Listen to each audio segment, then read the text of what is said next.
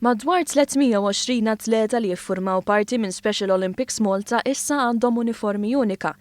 Fil-fatt l-erba' filgħaxija waqt attività mexxija mill-President ta' Special Olympics Malta Michel Muscat kif ukoll il-Ministru L-Atleti dawn l-atleti jingħataw l-ewwel uniformi tagħhom.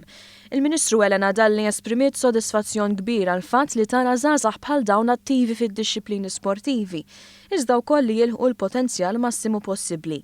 Hija spjegat ukoll kif huwa tunura li l-Special Olympics Malta użaw fondi bħal dawn mill-Voluntary Organazation Project li ġew allokati biex jinxtraw l-uniformijiet. Min-naħa tagħha Sinjura Michel Muscat qalet li jekk inkomplu naħdmu fit ikollna iktar riżultati pożittivi. Fl-istess waqt spjegat kif attività ta' din ix-xorti tkompli ssaħħaħ il-mottiv u l-preparazzjoni meħtieġa għall-atleti biex jiksbu iktar riżultati tajbin fl-isport tagħhom. Uriet ukoll l-apprezzament tagħha l-ħidma li twettaq Sport Malta b'mod speċjali Anna Kallejja, id-direttur ta' Special Olympics Malta.